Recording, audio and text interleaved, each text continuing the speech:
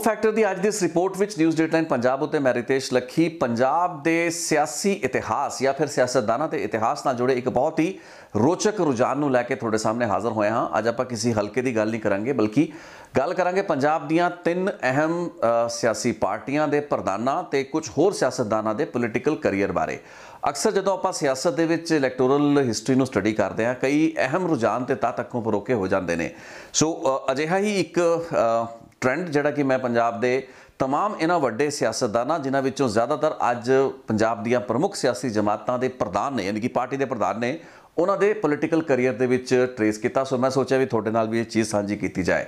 सो अज मैं गल करांगा सियासतदानां वल्लों अपनी सियासी करियर की जिहड़ी शुरुआत है उसनूं पार्लीमेंट तो शुरू किए जाने की गलबात तो, क्योंकि पार्लीमेंट असीं जानते हैं पंजाब 13 जिहड़े पार्लीमेंटरी कॉन्स्टिट्यूंसीज़ ने हल्के ने तो एक पार्लीमेंटरी कॉन्स्टिट्यूंसी के दायरे दे विच तकरीबन 9 विधान सभा दी सीटां आउंदियां ने, यानी कि 117 जिहड़ियां विधान सभा सीटां ने ये 13 पार्लीमेंट हल्कियां दे विच 9 विधान सभा सीटां एक हल्के दे विच पै रहीआं हुंदियां ने।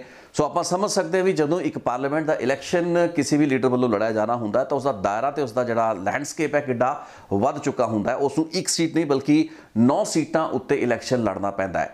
लेकिन एक रोचक जानकारी जो थोड़े सामने अज मैं थोड़ी नज़र करन जा रहा है वो ये है कि पंजाब के जिन्ने भी वड्डे सियासतदान ने पॉलिटिशियंस ने नवजोत सिंह सिद्धू तो लैके सुखबीर बादल तक ते भगवंत मान तो लैके कैप्टन अमरिंदर सिंह तक ये सारे सियासतदानां ने अपने सियासत की शुरुआत जिहड़ी है वो पार्लीमेंट तो की, यानी कि लोक सभा दीयां चोणां लड़ के उन्हां लोक सभा चोणां नूं जित के पार्लीमेंट बन के एक ते कई केसां दे विच 2 या 3 टर्म्स भी ये लोग MP रहे। कई साल ते कई टर्म्स मैंबर पार्लीमेंट रहने तो बाद ये लोगों ने सूबाई पद्धर की सियासत का रुख किया तो पंजाब विधान सभा के इलैक्शन लड़न की सोची। कई अजिहे भी पंजाब के सियासतदान ने जिन्होंने अजे तक विधान सभा के इलैक्शनां नूं लड़िया तक नहीं या फिर जो लड़े ने वो जित नहीं पाए, लेकिन इस दे बावजूद वो 2 टर्म्स मैंबर पार्लीमेंट रह चुके हैं। मैं मानना भी सियासत के विच जे विधान सभा के चोण जितन नूं आपां तकरीबन एक कॉलेज की डिग्री हासिल करने के मुताबिक मनीए तो फिर पार्लीमेंट का चोण जो लोक सभा का चोण जितना होंदा है वो तो एक यूनीवर्सिटी की डिग्री के वांग होंदा है। साढ़े बथेरे अजिहे पॉलिटिशियन हैगे ने जिन्होंने कि यूनीवर्सिटी की डिग्रियां पहला हासिल कीतियां ते कॉलेज की डिग्रियां बाद दे विच या फिर कई केसिस दे विच उन्होंने इन्हां डिग्रियां नूं लैण की लोड़ ही महसूस नहीं हुई। सो अज उन्होंने स्टडी करांगे तो इस तहत शुरुआत कर लैंदे हैं भगवंत मान तो।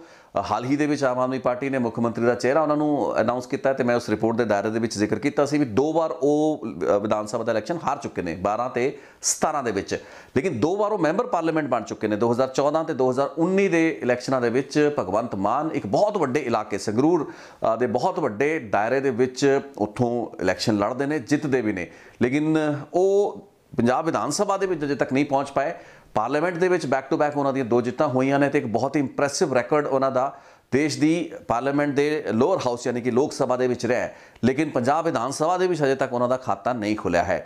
लेकिन भगवंत मान अजे पहले पॉलिटिशियन नहीं है। आप नवजोत सिंह सिद्धू ते आ जाने हैं जो कि कांग्रेस के प्रधान हैगे ने, वो भी मुख्यमंत्री बनने की दावेदारी दे विच हैगे ने। लेकिन जे आप नवजोत सिंह सिद्धू के सियासी करियर को स्टडी करिए तो 2004 तो लैके 2014 के वक्फे के दरम्यान नवजोत सिंह सिद्धू 3 बार अमृतसर लोक सभा सीट तो जेतू रहे। उस तो बाद 2016 के विच वो 2 राज्य सभा के मैंबर बनते हैं, यानी कि वो 3 टर्म्स या 3 बार लोक सभा के ते 1 बार राज्य सभा के मैंबर रहे। 2014 के विच उन्होंने इलैक्शन नहीं लड़िया। इस तो बाद उन्होंने पहला जो विधान सभा का इलैक्शन लड़ाया जाता है वो 2017 के विच लड़ाया जाता है। अमृतसर ईस्ट वो हल्का जो कि उन्होंने धर्मपत्नी वालों रिप्रजेंट किया जाता रहा। सो नवजोत सिंह सिद्धू भी पॉलिटिक्स दे विच पार्लीमेंट के रूट या लोक सभा के रूट ईवन राज्य सभा के रूट तो होंदे हुए ही पंजाब विधान सभा विच पहुंचे।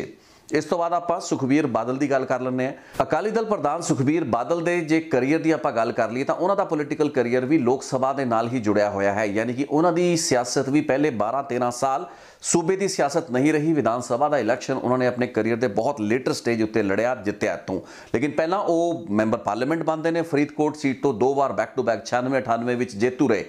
99 के जगमीत बराड़ तो इलैक्शन हारते हैं। फरीदकोट की सीट के उत्ते इलैक्शन हारन तो बाद वो राज्य सभा के नॉमीनेट होंगे ने, प्रकाश सिंह बादल की सरकार होंगी है। सो उस कोटे के अकाली दल के कोटे विचों सुखबीर बादल राज्य सभा के मैंबर वजों नॉमीनेट होकर केंद्र सरकार के वजीर भी बने, union minister of state for industry बने। 2004 की जी इलैक्शन आती है लोक सभा की, उस फरीदकोट तो वो तीसरी जीत अपनी हासिल करते हैं, यानी कि मैंबर पार्लीमेंट तीसरी बार बनते हैं।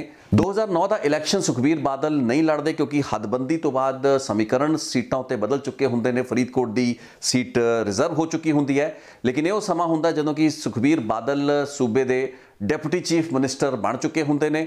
उस तो बाद जलालाबाद सीट को उन्होंने खाली कराया जाता है, इत्थों बाई इलैक्शन लड़ते हैं, जितते हैं, डिप्टी चीफ मिनिस्टर कंटिन्यू करते हैं। 2012 ते 2017 के फिर वो जलालाबाद सीट तो ही इलैक्शन लड़के जेतू रहते हैं। सो उन्होंने जी पूरी की पूरी पॉलिटिक्स है शुरुआती स्टेज के मैंबर पार्लीमेंट की ते राज्य सभा ते लोक सभा के MPs वजों ही ज़्यादा देखी गई, समझी गई। इस तो बाद गलबात कैप्टन अमरिंदर सिंह की की जा सकती है, जो कि 2 बार पंजाब के मुख्य मंत्री रहते हैं, कई बार वो MLA भी चुने गए। लेकिन उन्होंने करियर की शुरुआत 1980 के विच पटियाला लोक सभा सीट तो मैंबर पार्लीमेंट वजों जित के लोक सभा पहुंचण तो होंदी है। सो कैप्टन अमरिंदर सिंह की जी पहली स्टेंट या पहली टर्म होंदी है, उन्होंने पॉलिटिक्स के एंट्री होंदी है।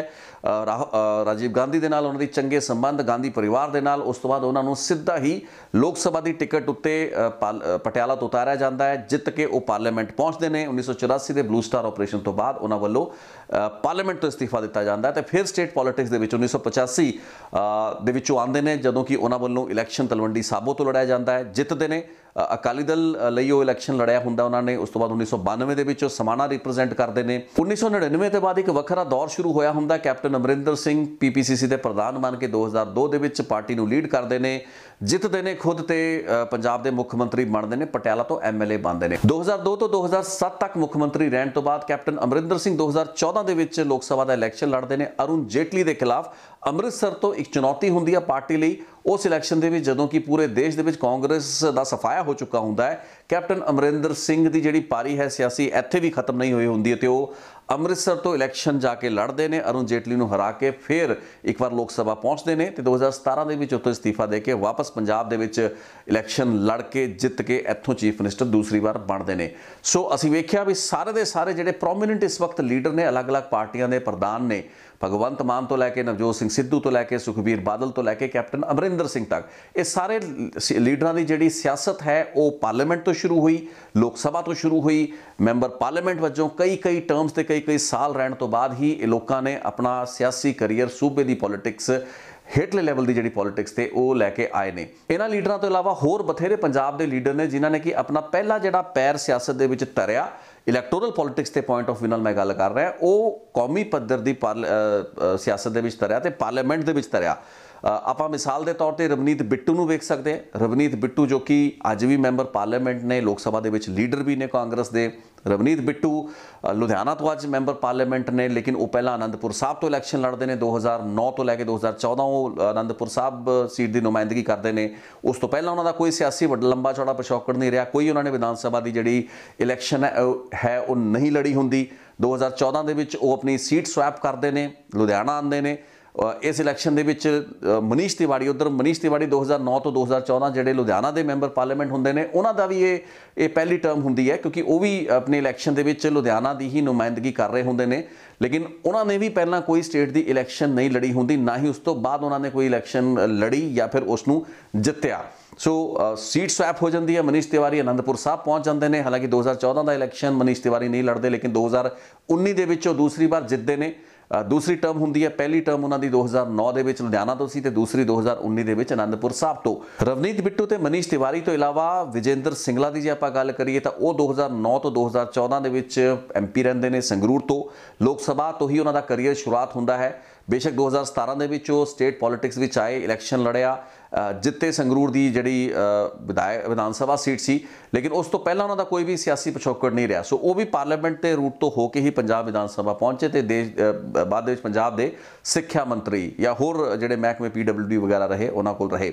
गुरजीत औजला का भी इत्थे जिक्र करना पेगा। गुरजीत औजला जो कि कोई लंबे चौड़े लीडर नहीं मन्ने गए ने, लेकिन बैक टू बैक वो 2 बार 2 इलैक्शन पार्लीमेंट ते जित चुके हैं। लोक सभा के 2 बार MP बन चुके हैं। 2017 के अमरिंदर सिंह जदों अमृतसर की सीट छड्डदे ने स्टेट इलैक्शनस विच आने लई, स्टेट पॉलिटिक्स विच वापस एंट्री करने लई, उस वक्त उस बाई इलैक्शन दे उत्ते जित होंदी है। गुरजीत औजला उन्होंने रिप्लेस करते हैं, इन्हों की पहली जित होंदी है।